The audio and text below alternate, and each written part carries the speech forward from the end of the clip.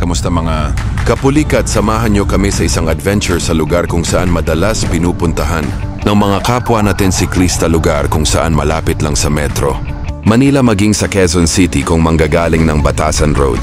Saktong-sakto ang ride na to sa mga first-time bikers, tamang sprint ka lang dito kung manggagaling kanang Pasig or Marikina, may bike lane naman.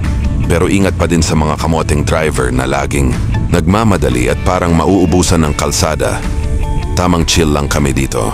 Yung isang kasama, kasi namin na si Arnel, naputulan ng kadena sa sobrang lakas, hey powerful. Oo nga pala, may bago. Kaming kasama tropa ni Arnel, si Bimbo na pormahan palang mukhang batak na. Mga taga Teresa Rizal nga pala sila. At napadayo dito sa Montalban, buti na lang mabait. Ako di ko sila binudol, hehe.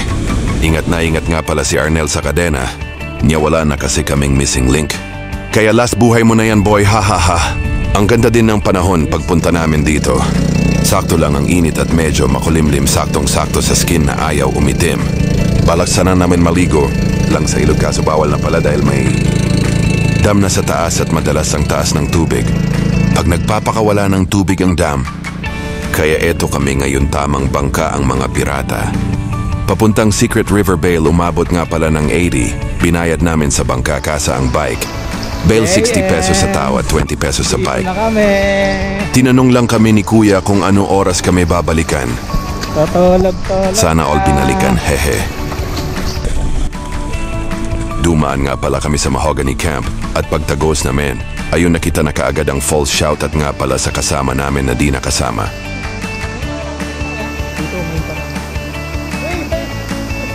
Yeah. Maganda sa gilid eh.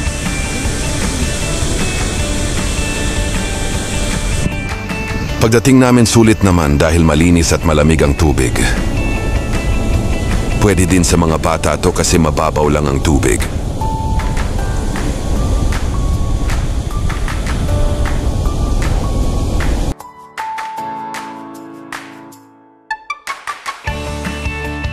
May mga cottage din dito, pero dahil dukha kami, tamang spot lang kami sa Gedli at tamang balance lang din kami ng mga bato.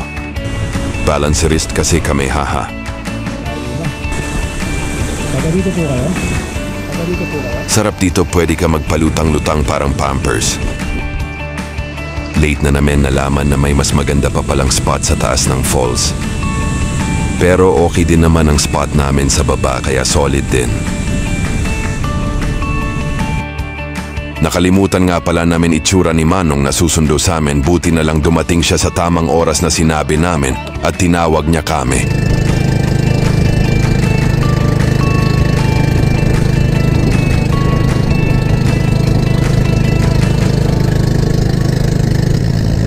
O siya, padyak pa kami pa uwi. Salamat sa panonood.